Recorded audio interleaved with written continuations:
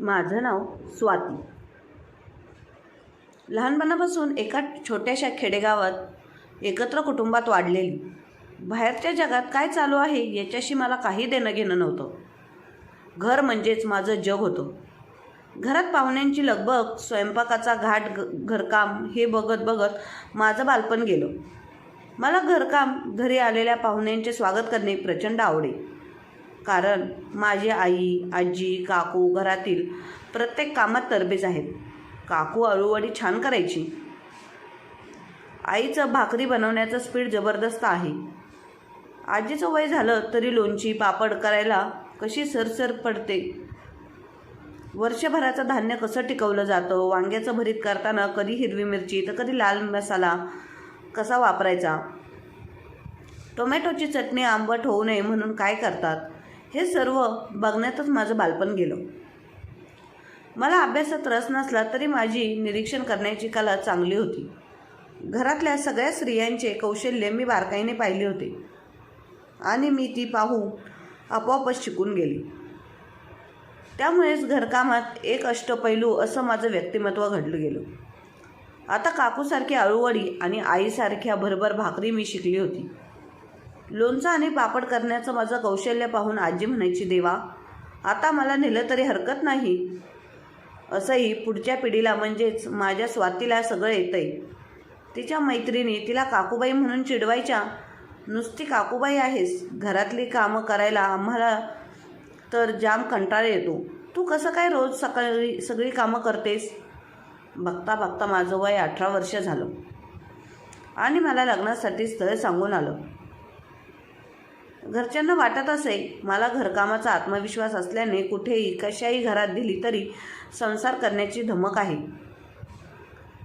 माझ्यात अशातच एक स्थळ सांगून आलं. मुलगा ओम मेकॅनिकल इंजिनियर होता आणि त्याची स्वतःची मेकॅनिकल कंपनी होती. दिसायला उंच, तरणबांड, कर्तृत्वान. मला फोटो पाहूनच ओम आवडला. पण मला वाटलं अशा देखण्या मुलाला आणि त्याच्या घरच्यांना शिकलेली मुलगी अपेक्षित असेल. मग मला कसं हो म्हणतील. पण झालं उलटंच. मुलाने मुलीबद्दल ऐकून आणि फोटो पाहूनच पसंत केलं. माझा तर आनंद गगनात मावेना. कारण इतकं चांगलं स्थळ मला येईल असं मला अजिबात वाटत नव्हतं. माझं आणि ओमचं लग्न मोठ्या थाटामाटात झालं. लग्नानंतर मी मोठ्या शहरात आली. माझ्या रोजच्या कामाच्या सवयीने घराचं कोकुळ बनलं होतं असं माझा नवरा मला म्हणे. रोज नवीन नवीन पदार्थ बनवणे, घरातील स्वच्छता, वेळच्या वेळी आणि जागच्या जागी वस्तू ठेवणे, अशा माझ्या वागण्याने घरात माझं कौतुक होईल. ओमचं माझ्यावर जीवापाड प्रेम होतं आणि लोणच्याप्रमाणे ते दिवसेंदिवस मुरत अजूनच सुंदर होत होतं. ओमची स्वतःची कंपनी होती. 100हून अधिक लोक त्याच्या हाताखाली कामाला होते. अमेरिका, इंग्लंड, ऑस्ट्रेलिया अशा मोठ्या देशातील प्रोजेक्ट तो करत. असे एक दिवस ओमला इंग्लंडच्या क्लायंटचा मेल आला की त्या प्रोजेक्टसाठी त्याला स्वतःला इंग्लंडला यावं लागेल. ओमच्या मनात गोंधळ उडाला. कारण इथल्या कंपनीत मोठमोठे निर्णय घ्यायला त्याला पूर्ण वेळ इथे राहणं गरजेचं होतं. परंतु दुसरीकडे करोडो रुपयांचा प्रश्न देखील होता. जर हे प्रोजेक्ट लवकर पूर्ण झालं तर त्याला खूप नफा होणार होता. कंपनी स्थापन झाल्यानंतरच सर्वात मोठं प्रोजेक्ट होतं आणि ते त्याला गमवायचं नव्हतं. इथल्या कंपनीत विश्वासू माणूस आणि घरातली व्यक्ती असणं महत्त्वाचं होतं. ओमचे दोन्ही भाऊ अमेरिकेत होते. त्यांना येणं शक्य नव्हतं आणि वडिलांची तब्येत ठीक नसायची म्हणून त्यांना सांगू शकत नव्हता. खूप विचार केला. त्यानंतर ओमने निर्णय घेतला की माझ्यावर कंपनीची जबाबदारी सोपवायची.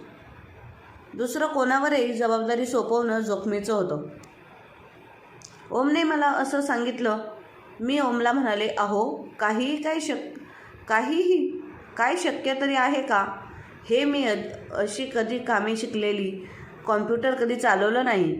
तुमच्या कंपनीतील पिऊनपेक्षाही माझं हे कमी ज्ञान तुमच्या डोक्यात तरी कसं आलं हे? ओम मला म्हणाले, हे काम अवघड असलं तरी अशक्य नाही आणि कंपनीच्या हितासाठी आपल्याला आपल्यातलंच एक माणूस तिथे ठेवावा लागेल. नाहीतर कंपनीतील चालक लोकांमुळे आपलं मोठं नुकसान होऊ शकतं. मी तिकडे इंग्लंडला कंपनीच्या भल्यासाठीच जातोय आणि इकडे जर नुकसान होणार असेल तर मी तिकडे जाऊन काय फायदा? प्लीज तू सांभाळशील का? आपली कंपनी आणि आपली असिस्टंट रेवा आहेच, ती तुला सोबतीला सर्वजण तुला मदत करतील. ओमचे शब्द ऐकून मी आता नाही म्हणू शकणार नव्हते. मात्र मला आता खूप टेन्शन आलं होतं. मी ओमला म्हणाले, तुम्ही जर मला अख्ख्या वरातीचे जेवण बनवायला सांगितलं असतं तर तेही केलं असतं, पण हे जमेल का मला? खूप आडे घेत शेवटी मी तयार झाले. ओम इंग्लंडला जायची तयारी करत होता. मी त्यांना सगळी मदत केली. जायचा दिवस जवळ येऊ लागला तशी माझी धडधड वाढू लागली. एक तर ओम इथे नसेल आणि एकटीला कंपनीची धुरा सांभाळावी लागणार होती. ओमने जाण्याच्या आधी कंपनीत माझ्याबद्दल सर्वांना सांगून ठेवलं होतं, विशेषतः रेवाला. सर्वांना मला मदत करण्याची आणि समजून घेण्याची विनंती केली. तसं पाहिलं तर स्टाफ एकदम निश्चिंत झालेला. एक तर बॉस इथे नसेल आणि माझ्यासारखी खेळवळ मुलगी आपल्याला काय दबावात ठेवणार आहे. ओम इंग्लंडला निघून गेला. जाताना मला एवढेच म्हणाला, तुझं कौशल्य आता कंपनीसाठी वापर. ओमचा माझ्यावर खूप विश्वास होता. मला त्याला तडा जाऊ द्यायचा नव्हता. माझ्या गुणांची ओळख मला जितकी नसेल इतकी ओमने माझ्यातली हेरली होती. त्यामुळेच ओमने निश्चिंतपणे कंपनीची धुरा माझ्यावर सोपवून निघून गेला होता. ओमच्या बोलण्याचा आणि मार्गदर्शनाचा माझ्यावर प्रभाव पडला होता आणि माझ्यातील भय कमी झाली. दुसऱ्या दिवशीच तयार होऊन मी कंपनीत निघाले. छानशी कॉटनची साडी, गळ्यात साधं मंगळसूत्र, हातात एक बांगडी आणि घड्याळ, कानात त्याचे छोटेसे कानातले आणि रेशम केसांची वेणी, असा अगदी साधा पेहरावा केला होता. या साध्या पेहरावात सुद्धा मी खरोखर मालकीनच शोभत होते, असे माझी सासू म्हणाली. त्यानंतर माझे सासरे मला कंपनीत सोडवायला आले. कंपनीची सगळी माहिती करून दिली. मला ओमच्या केबिनमध्ये नेऊन त्याच्या खुर्चीवर बसवले. मला एकदम अवघडल्यासारखं झालं. माझे सासरे मला ऑल द बेस्ट म्हणत निघून गेले. मी टेबलवरच्या फाईल्स, लॅपटॉप आणि डायऱ्या बघत होते. त्यांना हात लावायचंही धाडस मला होईना. मे आय कम इन मॅम? मी मान डोलवतच हो म्हणाले. तसं रेवा आत आली. मला पाहून रेवाने मला मिठी मारली आणि म्हणाली, वहिनी, दादा तुझं कौतुक करतात. जसं वर्णन केलं आहे तशीच आहेस तू वहिनी. मी रेवा, ओम सरांचे असिस्टंट, पण मला असिस्टंटपेक्षा लहान बहीणच समजतात. ओम सर माझं चुकलं तर समजावून सांगतात. मी अगदी मोठ्या भावाप्रमाणे त्यांचा आदर करते. ऑफिसमध्ये सुद्धा इतकं निर्मळ नातं जपणाऱ्या ओमचे मला अधिकच कौतुक वाटले. मला रेवाचा स्वभाव खूप आवडला. आता माझं टेन्शन कमी झालं होतं. बोलू लागली, आता तुम्ही सरांच्या जागी आहात. खूप महत्त्वाचे निर्णय तुम्हाला घ्यायचे आहेत. मी आहे तुमच्यासोबत, काळजी करू नका. खरं तर मला खूप टेन्शन आलेलं, पण रेवाशी बोलून माझी चिंताच कमी झाली. बरं सांग, आता सुरुवात कुठून करायची? मॅम, आपल्या कंपनीची उत्पादन क्षमता कमी झाली आहे. म्हणजेच प्रत्येकात स्किल तर आहे, पण त्यांना एक मार्ग आलेली आहे. तेच करून ग्राफिक्स डिझायनर तेच चित्र काढून कंटाळले आहेत. सॉफ्टवेअर डेव्हलपरला कोडिंगचा कंटाळा आला आहे. बिझनेस ॲनालिसिसला तोच डेटा गोळा करून कंटाळा आला आहे. मी बरेच प्रयत्न केले, पण टीम खूप सुस्त झाली आहे. काहीच नवीन क्रिएटिव्हिटी नाही आहे. मला डेव्हलपर, डिझायनर वगैरे जास्त काही समजलं नाही. पण प्रत्येकजण तेच काम करून कंटाळले आहेत, एवढं मात्र मला समजलं. त्यांच्यात नाविन्य आणणं गरजेचं आहे. मला काहीतरी करायला हवं. एवढ्यात मला माझ्या गावाकडील काकूचा फोन आला. खूप दिवस झाले म्हणून विचारपूस करायला काकूने फोन केलेला. मी एक दीर्घ श्वास घेऊन काकूला विचारलं, काकू, अळूवडी इतकी चांगली कशी जमते ग तुला? काकू म्हणाली, हे काय मध्येच आज असं का विचारते? मी म्हणाली, सांग ना काकू. बरं ऐक, मी पहिल्यांदा जेव्हा अळूवडी केलेली ना तेव्हा अगदी बेचव झालेली, पण तुझ्या आजीने त्याचं कौतुक करून मला हरभऱ्याच्या झाडावर चढवलं. मलाही वाटू लागलं की मी खरंच खूप छान अळूवडी बनवू शकते. माझं मन हे स्वतःवर बिंबवू लागलं. मग पुढच्या वेळी मी मन लावून बनवू लागले. त्यात बदल करत गेले. 4 जास्तीच्या गोष्टी टाकून पाहू लागले. असं करत मला उत्तम अळूवडी यायला लागली. त्या दिवशी आजीने जर नाव ठेवलं असतं आणि मला कमी लेखलं असतं तर आज मी अशी उत्तम अळवडी करू शकले नसते. मला माझ्या प्रश्नाचे उत्तर मिळालं होतं रेवाकडून. मी प्रत्येकाने केलेल्या कामाची लिस्ट मागून घेतली, त्यांच्या कामाचा चांगला अभ्यास केला आणि दुसऱ्या दिवशी मी टीममधल्या प्रत्येकाला केबिनमध्ये बोलावलं आणि त्यांच्या कामाची प्रशंसा केली. त्यांना प्रोत्साहन म्हणून छान मेरिट बेसिसवर प्रमोशन जाहीर केलं. खरं तर याच गोष्टीची कमी होती. सर्वजण खूप छान काम करत होते, पण आपल्या कामाची कदर कौतुक ऐकायला सर्वजण आसुसलेले होते. मी त्यांच्या कामाचं कौतुक केलं तसा टीमला हुरूप आला. एकेका नव्या जोमाने ते काम करू लागले. मी प्रत्येकाला एक टार्गेट ठरवून दिलं. रोजच्या कामाच्या वेळेची मर्यादा मी काढून टाकली. 1 महिना संपला होता. मी महिन्याचे रिपोर्ट पाहिले तेव्हा मला समजलं की या गोष्टींमुळे उत्पादन क्षमता वाढली होती. मी पहिला बॉलरला सिक्सर मारला होता. आता पुढचं आव्हान होतं ते कंपनीचं रँकिंगवर आणायचं. त्यासाठी टीमला अधिक कार्यक्षम करणं जरुरीचं होतं. एकदा ऑफिस सुटल्यानंतरही लोकांना काम करताना बघून मी रेवाला विचारलं. तेव्हा रेवा मला म्हणाली, बऱ्याचदा हे डेडलाईन्स पूर्ण करण्यासाठी जास्त वेळ थांबावं लागतं. कधी तर रात्री 10-11 पर्यंत थांबावं लागतं. दुसऱ्या दिवशी मी जाहीर केलं की जास्तीत जास्त 7 पर्यंत सर्वांनी काम आटपायचं आणि घरी जायचं. कारण ओमची कामाची वेळ बघून मलाही वाटायचं की त्याला घरात आणि माझ्यासाठी जास्त वेळ देता येत नाही. स्टाफला कंपनीसोबतच आपल्या घरालाही वेळ द्यायला पाहिजे असं तिने सांगितलं. पण प्रोजेक्ट डेडलाईन काय हा प्रश्न तर होताच. म्हणून मी सर्वांच्या कामाचा आढावा घ्यायचं ठरवलं. मला कॉम्प्युटर चालवता येत नव्हतं. मी प्रत्येकाला आपल्या कामाची नोंद एका डायरीत करायला सांगितली. महिना उलटला तर अशी मी सगळ्यांच्या डायरी जमा करायला रेवाला सांगितलं आणि त्यांचा अभ्यास केला. सोबतच ऑफिसमधल्या CCTVचे फुटेजही मागवले.